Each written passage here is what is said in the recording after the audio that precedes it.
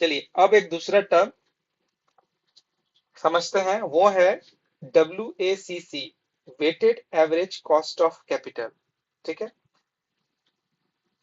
देखिए the weighted average the weighted average cost of capital is the average rate a company is expected to pay to finance its assets. It represents the minimum return a company must earn on its investment to satisfy its investor, both shareholders and lenders। ठीक है, इसको generally हम इस तरह से समझते हैं, कोई भी कंपनी को चलाने के लिए हमें क्या कैपिटल की जरूरत होती है। अब किसी भी कंपनी में कैपिटल दो तरह से आएगा। ठीक है, एक आएगा लैंडिंग के थ्रू, यानी लैंडिंग या उसको कह सकते हैं बोरोइंग के थ्रू। ठीक है, और दूसरा आएगा इक्विटी शेयर इशू के साथ। ठीक है, यहाँ पे जनरली बोरोइंग जो है वो बैंकों से अगर बोरोइंग होगा तो उसका एक आरओआई रहेगा, रेट ऑफ इंटरेस्ट रहेगा। सपोज कीजिए जो भी बोरोइंग कर रही है कंपनी, उस पर 12% का आरओआई रेट ऑफ इंटरेस्ट दे रही है। उसी तरह इक्विटी अगर होगा तो इक्विटी पे भी कुछ ना कुछ रिटर्न देना पड़ेगा। तो ये जो कॉस्ट है, टोटल जो कॉस्ट ऑफ का कॉस्ट जो है, वो कैपिटल का जो कॉस्ट है, जब हम इसका वेटेड एवरेज निकालते हैं। ठीक है, जब हम इसका क्या निकालते हैं, एवरेज निकालते हैं, तो उसी को क्या कहा जाता है, weighted average cost of capital. ठीक है, यानी कंपनी को रन करने के लिए जो भी कैपिटल चाहिए, उस कैपिटल के ऊपर कितना हमें कॉस्ट लग रहा है। ठीक है, तो उसके एवरेज जब हम निकालते हैं तो उसी को कहा जाता है weighted average cost of capital. जैसे यहाँ पे देखिए एग्जांपल के से भी समझते हैं। एक company raises money from the two main sources. पहला क्या है, equity share issued to investor, और दूसरा है date.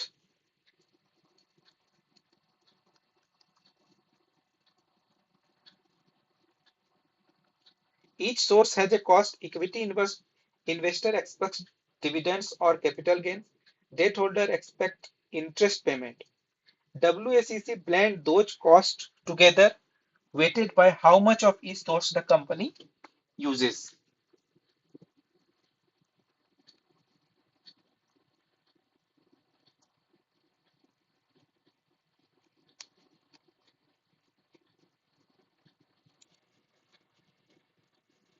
So WACC blends the cost together, weighted by how much of the each sources the company uses। यानी इन दोनों ही sources जो है, इसका हमको क्या निकालना है, वेट निकालना है कि कितना हम इक्विटी से यूज कर रहे हैं और कितना हम डेट से यूज कर रहे हैं। ठीक है, अब आगे बढ़ते हैं और उसको एक एग्जांपल से भी समझते हैं। देखिए अब यहाँ WACC के फॉर्मूला को समझ लेते हैं। WACC is equal to, मतलब weighted average cost of capital is equal to E by V into RE plus D by V into RD into 1 minus TC। अब देखिए E यहाँ पे क्या डिनोट कर रहा है, E is equal to market value of equity, यानी हमने कितना कैपिटल जो है इक्विटी के थ्रू लिया है। दूसरा हो गया D equal to market value of डेब्ट, यानी जो हमने डेट लिया है वो कितना वैल्यू का डेट हमने लिया है। तीसरा है V जो है E प्लस डी, यानी टोटल कैपिटल हमने कितना यूज किया है, total capital. V equal to क्या, E plus D total capital. RE हो गया कॉस्ट ऑफ इक्विटी, इक्विटी का कॉस्ट कितना है, RD कॉस्ट ऑफ डेब्ट, और TC हो गया कॉर्पोरेट टैक्स का रेट। अब देखिए एक एग्जांपल के थ्रू हम इसको समझते हैं कि imagine A company finance itself like this. Equity लिया है कितना, 60 लाख, डेट लिया है 40 लाख, कॉस्ट ऑफ इक्विटी है 12%, कॉस्ट ऑफ डेब्ट है 8%, और टैक्स रेट है कितना, 30%।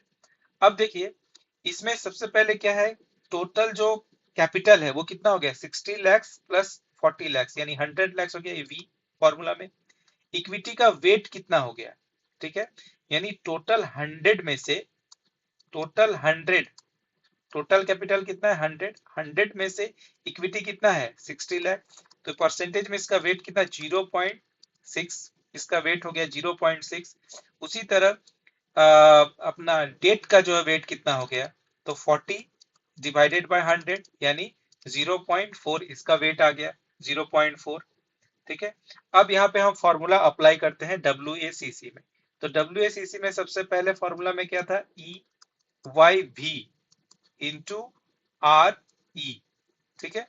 तो EYV यहाँ पे कितना हो गया, E हमारा जो है इक्विटी, इक्विटी हमारा, इक्विटी का वेट कितना हो गया, तो वेट यहाँ पे लेते हैं 0.6 हमारा वेट हो गया इक्विटी का, ठीक है, क्योंकि 60 लाख 100 लाख में से 60 लाख हमने इक्विटी के थ्रू लिया, तो 0.6, और V मतलब टोटल कैपिटल, टोटल कैपिटल जो है EYV हमने टोटल निकाल ही दिया कि यहाँ पे 60 में से 100 में से कितना है 60, तो 0.6 आ गया, इंटू EYV हमका हमारा आ गया, इंटू RE हमारा क्या है, रिटर्न, रिटर्न कितना है हमारा 12% है, ठीक है, ये हमारा एक आ गया EV इंटू RE। उसी तरह दूसरा हमारा क्या था, DV इंटू RD, तो DV हमारा कितना है 0.4 इंटू, इस पे कितना ROI लग रहा है 8% प्लस इतना, और इसमें से 1 माइनस हमारा 30% का टैक्स जो है वो कॉर्पोरेट टैक्स है, 1 माइनस 30/100 यानी 0.3। तो इसको जब हम सॉल्व करते हैं तो हमारा कितना आ रहा है 7.2 प्लस 0.4 इंटू 8% और इंटू 0.7%, ये करेंगे तो 9.4%, 9.44% जो है हमारा क्या आ रहा है WACC। तो कंपनी का WACC कितना आया 9.44%। This means any new project must generate at least 9.44% return to worthwhile। यानी यहाँ पे इस यूनिट का जो WACC है माने weighted average cost of capital है, ठीक है, weighted average cost of capital कितना है 9.44% है, ठीक है। अगर 9.44% अगर वो रिटर्न जनरेट करती है कंपनी अपने टोटल कॉस्ट में से, तो ही ये कंपनी क्या होगी, वाइबल होगी, मतलब वर्थवाइल होगी। अगर WACC WA जो इसका weighted average cost of capital है, इससे अगर कम का रिटर्न अगर जनरेट करेगी कंपनी, तो कंपनी जो है वो वाइबल नहीं होगी। देखिए, इफ ए प्रोजेक्ट अर्न्स 12%, इस केस में इट इज गुड क्योंकि अबव WACC है। लेकिन अगर ये 8% अगर अर्न कर रही है तो इट डिस्ट्रॉय द वैल्यू, यानी WACC क्या है, बिलो है, इसका मतलब ये कंपनी जो है वो एक्सेप्टेबल जो है वो नहीं है। In short WACC is like the companies hurdle rate, the minimum acceptable return before investor starts questioning if their money is being used wisely. अगर ये कम है WACC जो है, अगर कम है टोटल कॉस्ट ऑफ कैपिटल जो है, अगर हमारा हम उससे टोटल कॉस्ट ऑफ कैपिटल से रिटर्न अगर कम है, तो फिर ये कंपनी वायबल नहीं है, वैसे सिचुएशन में हम उस प्रोजेक्ट को एक्सेप्ट नहीं करते हैं।